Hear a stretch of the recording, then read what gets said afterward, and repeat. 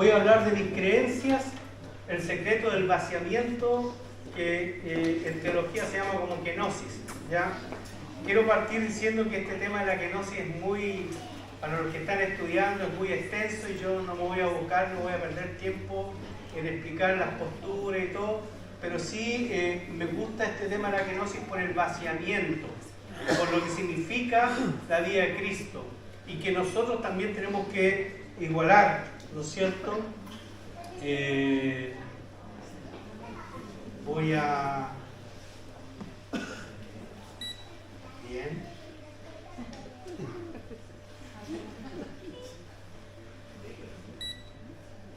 Ahí sí, aprendí, grabo. ¿Ya? Y voy a hablar un poquito y me voy a centrar más que nada, no voy a hablar de las posturas, sino voy a hablar del tema en sí de lo que es el vaciamiento. ¿Me explico, no es cierto? Entonces vamos, el texto está ahí en el libro de Filipenses 2:5 al 7. Yo lo traje en la versión Reina Valera 1960 para que entendamos el concepto de despojar o de vaciarse. Dice: haya pues en vosotros este sentir que hubo también en Cristo Jesús, el cual siendo en forma de Dios no estimó el ser igual a Dios como a cosa a que aferrarse, sino que se despojó a sí mismo, tomando forma de siervo, hecho semejante a los hombres. Queridos hermanos, hoy día vivimos se habla de una sociedad posmoderna que es muy secularizada, que es una sociedad donde cada uno cree en Dios, como se dice, a su manera, y no hay un compromiso real con el Señor. Y parece que nosotros este tema lo tenemos sumamente claro o asumido en la iglesia, pero vale la pena hacerse una pregunta. ¿Qué entendemos por creer hoy? ¿Qué entendemos también, por ejemplo, qué implica creer hoy en mi vida? Parece que algo tan importante, decimos, sí, pastor, yo creo en Jesús. Bien, pero ¿qué implica, qué entendemos por creer hoy en mi vida y qué implica que ese creer hoy se manifieste en mi vida? Hoy. A veces creer, nosotros tenemos un conocimiento de Dios como que, bueno, como que creemos que Dios perdona nuestros pecados, que me ama, pero la instancia de creer tiene que entenderse, querido hermano, la importancia hoy día. Hoy día no tenemos claro, querido hermano, muchas veces nuestro creer. Y a veces decimos hoy que el mundo está rebelde. Ustedes conocen a esta persona, ¿no es cierto? Ha salido en la tele, se llama, ¿cómo se llama? Martín de los Santos. Y el tipo es descarado, él habla y tiene la razón, y uno dice, ¡ay, qué terrible, este mundo está tan soberbio! ¿Y en la iglesia qué? Yo ni quiero llorar con ustedes, hermanos, pero me ha tocado tener gente que yo digo, Señor, ¿se habrá convertido alguna vez? Y a veces yo digo, Señor, ¿han creído realmente a tu palabra? Entonces, querido hermano, a veces uno dice, no, es que son evangélicos. Querido hermano, antes de ser evangélico uno tiene que ser cristiano y tiene que ser discípulo de Cristo. Entonces, cuando le decimos, ¿qué entendemos por creer hoy?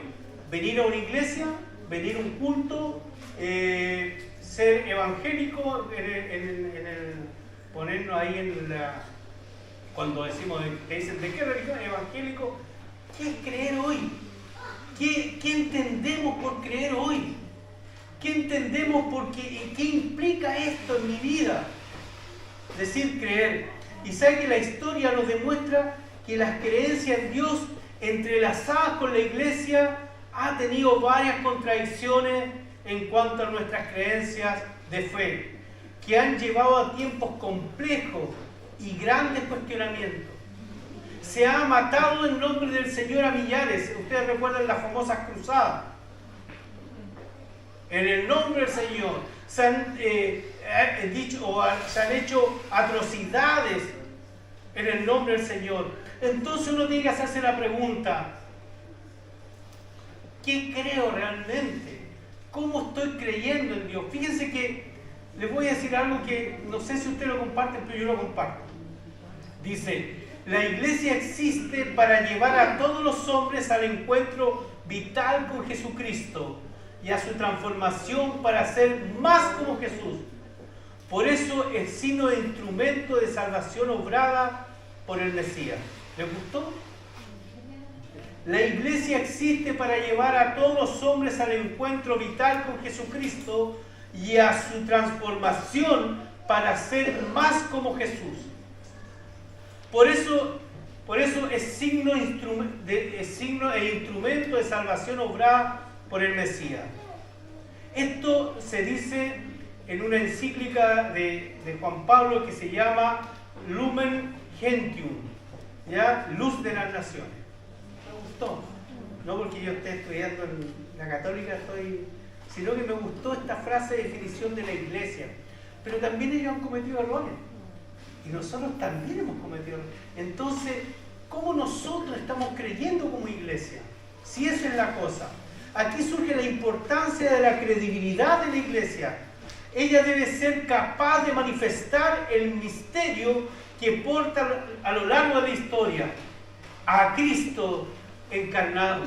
A Jesucristo que se hizo hombre y a través de ese acto maravilloso de Dios hemos encontrado salvación. Hoy nos encontramos con una fuerte crítica a la iglesia justamente respecto a este aspecto central de la misión. ¿Entendemos realmente y creemos el sacrificio de Cristo? Y hay una lectura crítica, querido hermano. La primera lectura es que la iglesia ha sido objeto de diversos cuestionamientos a lo largo de su historia, tanto por cuestiones de corrupción, abuso de poder. Lo secular también ocupa todo el espacio y lo espiritual va dejando de tener significado. Hoy día en la iglesia inclusive está lleno de pastores que son psicólogos, que hablan de autoayuda, de que tú eres capaz, que tú esto acá, pero también nunca le hablan de que se tiene que arrepentir la iglesia y que tiene que volver al camino y al significado de lo que es Cristo resucitado en nuestras vidas. Se ha dicho también que se ha iniciado el cambio hacia una sociedad secular de tipo instrumental. Yo siempre dije que secular es cuando se habla de que, se ha pedido este asunto de que la influencia de la iglesia en la sociedad. Eso es secularismo. Es cuando ya la iglesia no tiene esa influencia ética, moral, de fe en las personas. Y se ha iniciado un profundo significado, secular, haciendo que sea más difícil discernir lo que es creer hoy día en la vida de cada uno. Lo tercero, querido hermano, se ha iniciado el cambio hacia una... me equivoqué. Históricamente, la religión... Históricamente, la religión tuvo la función de mantener el orden social, de legitimar los significados externalizados en la actividad humana, revistiéndolos de sacralidad. Peter Berger, si ustedes tienen oportunidad de leer este sociólogo, léanlo. Se llama Peter Berger y aún los católicos y el mundo secular lo reconocen por su aporte con respecto a la influencia de la iglesia en la sociedad. Y él habla que muchas veces la iglesia fue revestida de este asunto que sacralizaba todas las cosas y donde era un botón de advertencia a la sociedad. Decía, consultemos a la iglesia. Pero ahora uno dice, pero ¿cómo consultar a la iglesia si están cometiendo tanta atrocidad, tantas cosas? Querido hermano, es por ello, querido, que debemos nosotros, que la poca concurrencia, y eso pasa, dice, por ello que la poca concurrencia en los templos, parroquias, preocupa, puesto que es el hecho de que no había ocurrido en ninguna época. Esto se conoce como, yo ya una vez se los dije, creencia sin pertenencia. Creo, pero a mi manera, creo, pero voy cuando puedo, creo, pero hasta cuando ya me dice el pastor ya que tengo que servir en la iglesia, hasta ahí nomás y me voy. Creo en mis limitaciones, o sea, hoy día, y esto lo hemos visto transversalmente tanto en la iglesia evangélica, que es menor, debemos reconocer, pero también en la iglesia católica, donde hay un creer, pero no pertenezco a nada, ni me involucro en nada, y no tomo partido en nada, porque eso significa en que yo voy a tener que dejar de hacer cosas de mi vida personal por servir al Señor. ¿Ya? Entonces, queridos hermanos, es decir, son procesos del individuo en la construcción de una identidad quienes se posicionan al margen de los marcos colectivos y de las diferencias heredadas por la pérdida de autoridad de las instituciones y tradiciones. La iglesia ha perdido autoridad, evidentemente. Y cuando hablo de iglesia, querido hermano, no me estoy refiriendo solamente a la iglesia evangélica, sino a todas las iglesias cristianas, porque se han cometido abusos. Nosotros, a mí me da vergüenza a veces escuchar personas que se dicen pastor y hablan cada estupidez, y por otro lado también sacerdotes y todo, hemos visto casos de pedofilia, casos, y es terrible. Necesitamos, querido hermano, entonces, ¿cuál es la gracia? Necesitamos volver a la verdadera espiritualidad de Jesús. Los templos hoy día están vacíos. La mayoría, yo doy gracias a Dios porque aquí siempre estamos con buena asistencia. Pero también ustedes deben entender esto. Usted dice, bueno, pastor, no me quiero comprometer. Hermano, si usted quiere irse, usted quiere seguir en su asiento, yo no tengo problema. En serio que no. Porque la salvación, cuando decimos personal, ¿no es cierto? Pero también es colectiva. ¿Ya? ¿En qué sentido? Que evidentemente hay una relación conmigo, con el Señor, pero que tú tienes que desarrollar dentro de la iglesia. Entonces, querido hermano, necesitamos volver a la espiritualidad de Jesús. ¿Qué implica enfocarse en su amor, servicio, humildad, relación con Dios? Así como en la búsqueda de la verdad y el conocimiento. Esto significa vivir una vida centrada en el amor al prójimo, en la justicia, en el perdón, en la búsqueda de la voluntad de Dios, en el interior. Fíjense ustedes, querido hermano, que, y a veces yo le encuentro razón a la gente, querido hermano, ¿qué quiere que le diga? Me dice, pastor, yo no voy a la iglesia porque, mire, conocí un pastor. Y yo le voy a decir, no, si eso no es tan cierto. Y uno, ¿qué tiene que decirle? Mira, tienes que mirar a Cristo. Si yo te voy a defraudar, te voy a lo mejor, si quieres encontrar errores, los vas a encontrar, pero tienes que mirar a Cristo. Fíjate que la palabra de Dios dice en Lucas 9:23, traducción en lenguaje actual, después Jesús le dijo a todos los que estaban allí, si alguno quiere ser mi discípulo, tiene que olvidarse de hacer lo que quiera. Tiene que estar siempre dispuesto a morir y hacer lo que yo mando. Querido hermano, esto es la base de lo que nosotros conocemos como la kenosis de Dios. Y esto tiene que ver con nosotros. Dice Jesús, si alguno quiere ser mi discípulo, tiene que olvidarse de hacer lo que quiera. Jesucristo no hizo lo que quería en la tierra. Jesucristo estuvo ligado al Padre y le dice, Señor, no quiero esta copa. Señor, no la quiero. La verdad que no quiero pasar por este sacrificio de la cruz. No la quiero, Señor. Pero no se haga mi voluntad, sino la tuya. ¿Saben, querido hermano, por qué creemos? Porque creemos, querido hermano, que Dios es hemos creído el Dios de la religión. Para Semana Santa me acerco a la iglesia. Hago la peregrinación a tal lugar de rodillas y me consagro a Dios. No, querido hermano, la consagración es todos los días. Jesús nos invita a dejar todos los días de olvidarnos de las cosas que queremos y estar dispuestos a morir y hacer lo que yo mando. La Biblia dice, y todos sabemos, que siempre compara nuestra vida con una semilla, ¿no es cierto? Pero la semilla, para que dé fruto, tiene que morir. Y cuando muere, empieza a dar fruto. Y ahí está entonces, querido hermano, el concepto de qué es la kenosis. Ya, como les dije, no voy a entrar en detalles para que no me cuestionen. ¿Ya? Yo quiero centrarme en otra cosa. Y la kenosis, querido hermano, es la palabra que no aparece en ningún lugar del Nuevo Testamento.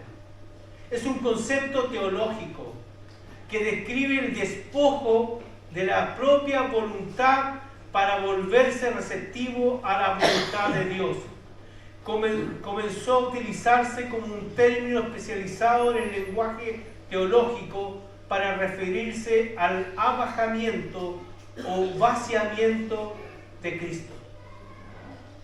Abajamiento también es el término, o vaciarse de Cristo. Esta teología de la kenosis, querido hermano, del griego vaciamiento, se refiere al acto de Jesús al vaciarse a sí mismo, al encarnarse y asumir la naturaleza humana. Él no se aferró a ser igual a Dios, sino que se dice el texto filipense, se despojó a sí mismo.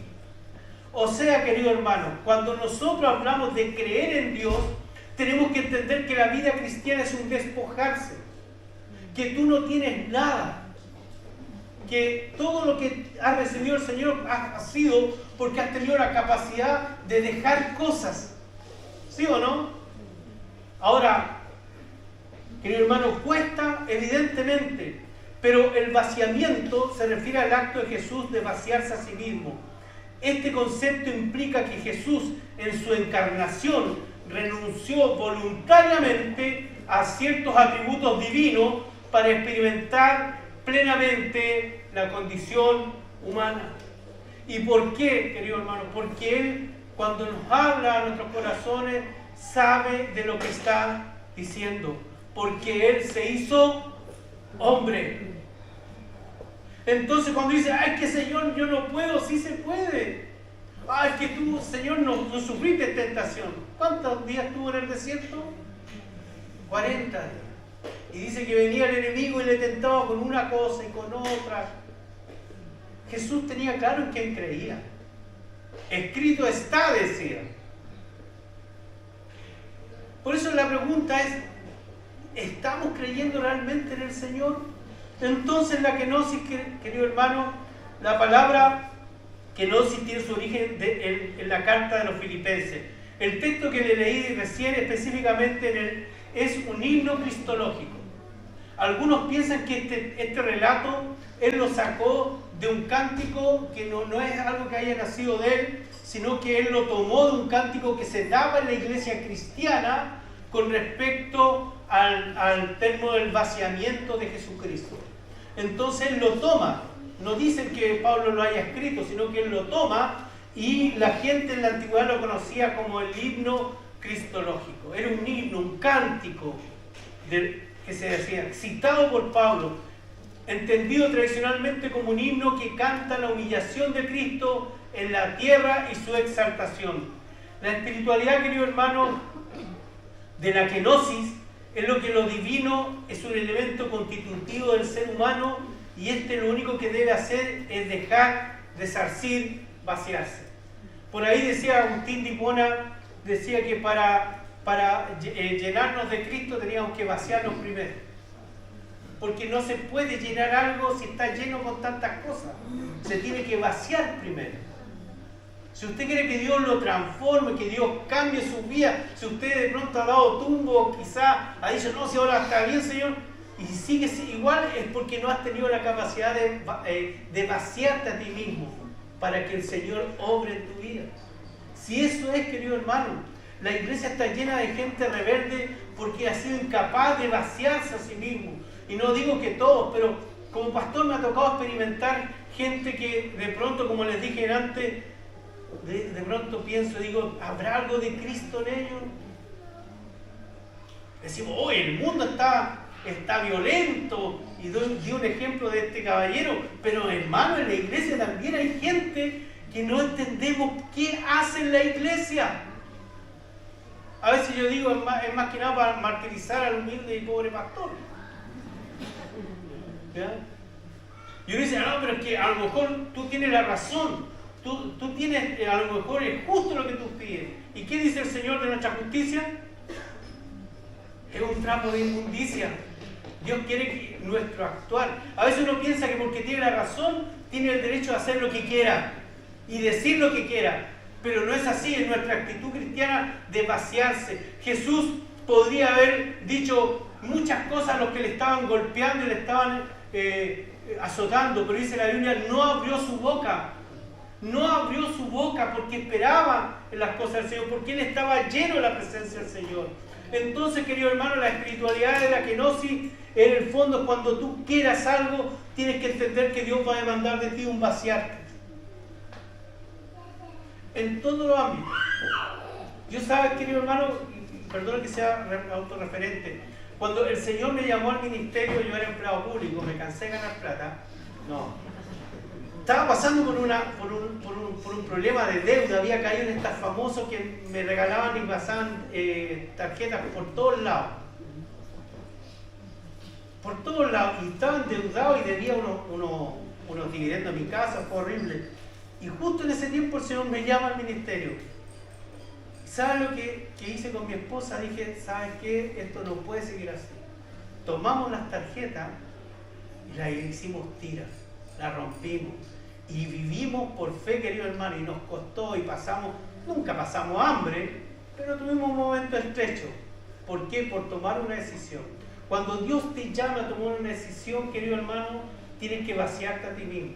Es imposible que Dios cambie tu vida o tu corazón si no tienes la capacidad de la kenosis, de vaciarte a ti mismo, de dejar lo que te aparta del Señor, ya sea un vicio, ya sea, digamos, un pecado favorito, ya sea tu acomodo, ya sea tu status quo, ya sea tu zona de confort. Si Dios te está hablando, tienes que tomar la decisión primero de vaciarte.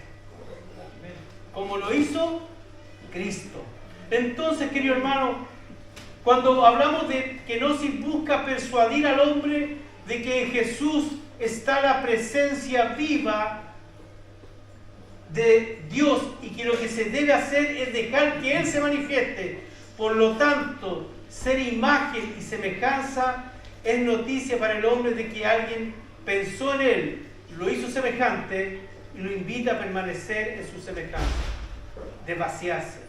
Queridos hermanos, en el libro de Corintios dice 2 Corintios 2:8-9, porque ya saben ustedes que nuestro Señor Jesucristo, en su bondad, siendo rico, se hizo pobre, por causa de nosotros, ¿no es cierto?, de ustedes, para que por su pobreza ustedes se hicieran ricos. O sea, esa pobreza de bajarse, humillarse y estar en una cruz para que nosotros vivamos como hombres y mujeres plenos en el Señor. Entonces, querido hermano, mi reflexión pastoral es que como iglesia, el proceso de vaciarse de pecado, es decir, de arrepentirse y apartarse de lo que apartarse de Él, es una práctica fundamental para la vida cristiana. O sea, vaciarse es una labor de cada uno de ustedes y mía. Cuando uno dice, es que este hermano, ¿quién lo llevó a hacer esto? O este pastor que cayó en pecado, ¿quién lo llevó a hacer esto? Se llenó de cosas que al último lo sacaron. Y esto corre para todos. Para los que están en el liderazgo, para los que están sirviendo, para los que están empezando. Tenemos que tener el concepto de vaciarnos si queremos que el Señor se mueva en nuestras vidas. Esto implica que la iglesia, sus líderes y miembros tienen la responsabilidad de vaciarse de todo mal y vivir vidas humilladas como siervos que sirven a los demás y no como quien se sirve de los demás. Esto lo plasma el apóstol Pablo para los que no viven como siervos de Dios. Queridos hermanos, en los tiempos actuales se vive lo que se conoce como crisis religiosa. La iglesia está pasando por una crisis global debido a los numerosos casos de abuso y comportamiento de sus integrantes. Pero nosotros tenemos que volcarnos al Señor. Nosotros, queridos hermanos, no estamos acá para predicar lo que a la gente quiere escuchar en sus corazones que han sido apartados. Nosotros tenemos que ser luz. Y si tenemos que incomodar, que incomodemos a las personas. Y si me tiene que incomodar la palabra a mí, que me incomode. Porque vivimos tiempos difíciles. Fíjense que la palabra de Dios es un texto que me gusta mucho. En 1 Corintios 5:12, en Nueva Traducción Viviente, dice: no es mi deber juzgar a los de afuera, dice el apóstol, pero sí es responsabilidad de ustedes juzgar a los que son de la iglesia y están en pecado.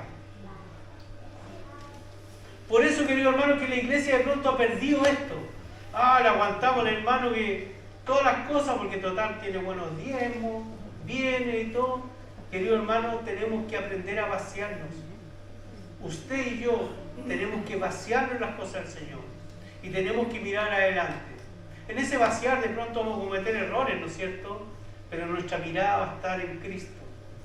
Y eso es la capacidad, querido hermano. El Señor nos va a juzgar como iglesia. Nos va a juzgar. Pero nosotros tenemos que imitar a Cristo. Volver, querido hermano, a lo que se llama la verdadera espiritualidad de Jesús, que implica enfocarse en su amor y servir. Y, querido hermano, como dije antes, poder vivir una vida en humildad y relación con Dios. Es un vaciarse, querido hermano. Trata de despojarse con los propios intereses y privilegios. No queremos a veces, yo sé que de pronto miramos y decimos que yo voy a perder esto, es que yo voy a perder esto. ¿No te has puesto a pensar cuánto es lo que vas a ganar? Porque el Señor es fiel. Querido hermano, la palabra de Dios dice ahí en el libro de Mateo 25-21, traducción en lenguaje actual. El hombre le dijo: excelente, eres un empleado bueno y se puede confiar en ti, ya que cuidaste bien lo poco que te di. Ahora voy a encargarte cosas más importantes. Vamos a celebrar. Mira, le dice el texto, qué excelente el trabajo. Tuviste la capacidad de generar recursos. Y uno puede decir, bueno, ahora anda a descansar. Oh, el hermano ha servido todo el año. Oh, el Señor es bueno, anda a descansar. ¿Qué le dice? Dice, ahora voy a encargarte cosas más importantes. Más importantes. Y dice, vamos a celebrarlo, pues, hermano. Porque, querido hermano, cuando usted empieza en esta dinámica de vaciarse al Señor y Dios empieza a trabajar en tu vida, Dios evidentemente te va a llevar a lugares que tú desconoces y te va a poner en lugares donde tú quieras servir al Señor. Entonces, querido hermano, la labor de nosotros es, querido hermano, poder confiar en el Señor y las cosas y las responsabilidades que Él nos dio. Tenemos que tener la capacidad de vaciarnos cuando estamos llenos de cosas, cuando hay pecado, hay tantas cosas que nos apartan.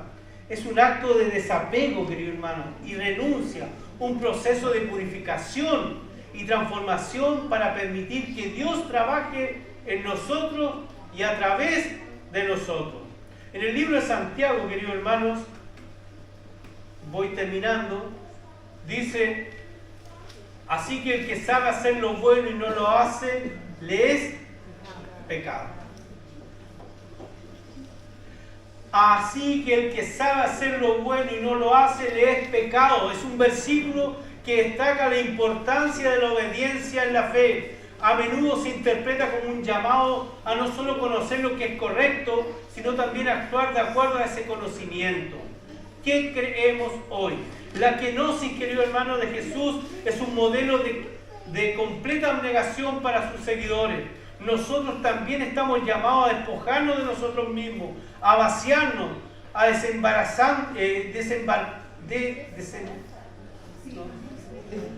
no, esa palabra no, de nosotros mismos, de nuestro orgullo, nuestro egoísmo, nuestras pasiones. Bueno, la saqué inmediatamente, la vacié, ¿ya? Y a confiar en nuestra vida, en las cosas del Señor. ¿Saben, querido hermano, que la iglesia está llena de buenas intenciones? Lleno. Usted dice, oh, pastor, yo quiero hacer esto. O algunos ni siquiera me lo dicen, dicen, yo debería hacer esto. La iglesia está llena de buenas intenciones. Pero ¿saben por qué no se logran? Porque empezamos a sacar cuentas. Y empezamos a llenarnos de esas cosas. Decimos, no, yo voy a perder esto, yo voy a perder esto otro. Oye, Cristo murió por ti. ¿En qué crees? O sea, ¿Cristo murió realmente por ti? ¿Te ama? ¿Realmente Dios subía por nosotros y Él no puso ninguna condición? ¿Y por qué yo tengo que poner condiciones? ¿Por qué? Querido hermano, muchas iglesias, muchos hermanos han errado el camino. Hoy día se cree en un Dios del cual podemos hacer uso y abusar de ese Dios. Y hablamos de la teología de la prosperidad, hablamos de las sanidades divinas, hablamos de esto y poco hablamos del servicio y del vaciamiento a Dios. Que para que el Señor se glorifique tengo que entrar a vaciarme de mi propio ego, de mis propias cosas, de mis propios pecados. No, nos gusta hablar de no, que el Señor en mí, yo proclamo, yo declaro, yo aquí, yo allá. Querido hermano, hablemos del vaciamiento, hablemos de que Jesús, siendo Dios, no escatimó ser igual a Dios, sino que vino y se despojó, se hizo hombre y sufrió y padeció hambre, padeció violencia. ¿Usted cree que los latigosos no decían, bueno, yo soy hijo de Dios, lo soporto? No. Cuando estaba en la cruz dice el texto que cuando vino el de la lanza dice que cayó sangre como agua, ¿no es cierto? Y que sus lágrimas eran su transpiración como gotas de sangre, o sea, estaba pasando por una depresión terrible, por una presión, y sin embargo lo pasó porque tuvo la capacidad de vaciarse. Cuando estuvo en el Getsemaní, Él se vació, porque Él también, como nosotros, como ser humano, quizás dudó en ese sentido de decir, Señor, no quiero pasar este dolor. Algunos dicen, no, pero es que Él sabía que era Dios. Bueno, pero Dios hecho hombre, ¿no es cierto? Y cuando hablamos de que Él tuvo su doble naturaleza, también vemos que Él sufrió como hombre.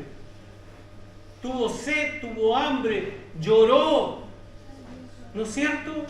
Entonces también debo entender que Él estuvo, antes de la crucifixión, estuvo ahí en un lugar luchando consigo mismo, vaciándose para hacer la voluntad del Señor. Si usted quiere que el Señor le use y le bendiga, empiece a vaciarse. Si usted ha tomado malas costumbres de este mundo, rebeldía, ha tomado inconstancia, querido hermano, te animo a que empieces a vaciarte. Empecemos a vaciarnos esas cosas para que seamos llenos de su presencia. Eso es la kenosis, querido hermano. Eso es el vaciamiento de Dios. Para concluir, entendemos que la creencia en Dios, entrelazada con la iglesia, ha tenido varias contradicciones en cuanto a nuestras creencias de fe. La iglesia existe para llevar a todos los hombres al encuentro vital con Jesucristo, por lo cual es signo e instrumento de la salvación obrada por el Mesías. El cuestionamiento a la iglesia a lo largo de su historia, tanto por cuestiones de corrupción, abuso o de poder, etc., es porque no ha tenido la capacidad de vaciarse a sí misma. Es la hora de comenzar un nuevo recorrido eclesiástico, querido hermano, un nuevo recorrido de nuestra iglesia y del Evangelio que anime a salir de la propia comodidad y atravesar y llegar a todas las periferias y las necesidades de nuestra vida. Tenemos que ser esa iglesia y ese hermano en salida, en querer hacer la voluntad hacia, querido hermano, hacia los misterios de Dios, hacia lo que Dios quiere hacer en mi vida. Los misterios de Dios. Yo digo que son misterios porque si ustedes me preguntan, hace 20, 30 años atrás, que yo iba a terminar siendo pastor de una iglesia, y más encima en la zona austral, ténganlo por seguro que no estaba ni mi imaginación más entendida. Pero son los misterios de Dios. Y Dios te puede llevar a cosas que tú no te imaginas. Pero tenemos que tener esa capacidad de vaciarnos. Cuando hay orgullo en nuestros corazones, decimos, no, en la iglesia no hay hermanos orgullosos. Hermanos, hay hermanos orgullosos. Hay hermanos orgullosos. Hay hermanos soberbios. ¿Qué dice el directorio? Hay hermanos soberbios. Ahora dice, ¿hay que mandarlo al infierno? No. ¿Hay que ungirlos con aceite hirviendo? No. ¿Hay que ponerle las manos y los pies también? No. Tenemos que tener misericordia, pero también la gente tiene que ir creciendo. La iglesia es un lugar de encuentro para vaciarte. Cuando tú tomas desafío, vamos a empezar clases de bautismo, vamos a empezar clases de estudio, es para que los tomes. Hay hermanos que a mí me gustó la actitud de muchos hermanos que decían, pastor, yo esto lo tomé, pero sabes que es bueno también volver a recordar. Y tomaron el curso y digo, excelente, bien, buen siervo fiel. ¿Ya? Entonces, querido hermano, tenemos que, la Biblia aclara en muchos pasajes que la verdadera iglesia está constituida por creyentes hechos como piedras vivas, como piedras que quieren agradar al Señor, como hermanos que están dispuestos a vaciarse. El mismo apóstol decía, yo quisiera dar mi vida, decía el apóstol, por usted, porque me han sido de mucho, ha habido un amor entrañable, yo daría con gusto mi vida, ¿no es cierto? ¿Y por qué? Por el vaciamiento, querido. Algunos en lo poco han sido egoístas, en lo poco son orgullosos, en lo poco son rebeldes. Querido hermano, empecemos a vivir de acuerdo a la kenosis de Dios. El vaciamiento de Dios tiene que marcar la vida cristiana. Y ¿sabes qué? Cuando tú tienes ese concepto en tu vida, tienes también la capacidad de decir, ¿sabes qué? Me equivoqué, pido perdón, a lo mejor no debería. Y todos nos equivocamos, ¿no es cierto? Todos tenemos tejado de vidrio, queridos hermanos, partiendo del pastor para abajo. O sea, a veces se da una figura que no es real, de que poco menos que el pastor nunca se equivoca. No, nos equivocamos, porque a veces estando al frente uno comete errores. Pero, querido hermano, tenemos que tener la capacidad de vaciarnos. En las cosas que estés pasando, si no eres capaz de soltar lo que te está dando, si hay un pecado regalón, si hay un orgullo, si hay algo que impide que tú te desarrolles dentro de la iglesia, querido hermano, déjalo en las manos del Señor. Pide vaciar esas cosas para que el Espíritu Santo llene cada área de tu corazón. Que el Señor te bendiga. Vamos, no sé si me queda una cosa. Muchas gracias. Oremos. Amén. Voy a pedir que el ministerio de alabanza si pueden hacer. Vamos ahora. Señor, en esta tarde te alabamos y te bendecimos. Señor, te damos gracias por tu amor y tu misericordia. Señor, gracias porque tu palabra, Señor, expuesta también ha hablado a mi vida, Señor. También muchas veces me he llenado de cosas que, Señor, no han ayudado a mi corazón, no han ayudado a mi ministerio, a mi relación primeramente contigo. Pero gracias, Señor, porque Jesucristo nos ha dado ejemplo de lo que es vaciar nuestras vidas delante de ti. Señor, te pedimos que tú bendigas a mis hermanos, los que están luchando, los que de pronto, Señor, ellos quieren agradarte, pero hay cosas que lo atan, que les cuesta, Señor. Yo quiero orar, Padre, para que tú les bendigas, para que ellos tengan la capacidad de vaciarse a sí mismos, de dejar las cosas que le atan para salir a tu encuentro. Tu palabra dice que a mí viene y yo no le echo fuera. Gracias, Señor, por tu amor. Gracias, Padre. Gracias por tu misericordia. Y, Señor, tu palabra ha sido entregada. Señor, que no vuelva vacía, Padre, que no sé lo que están pasando los hermanos, pero, Señor, tú lo conoces todo, Padre. Gracias, Padre, por todo. En el nombre de Jesús. Amén.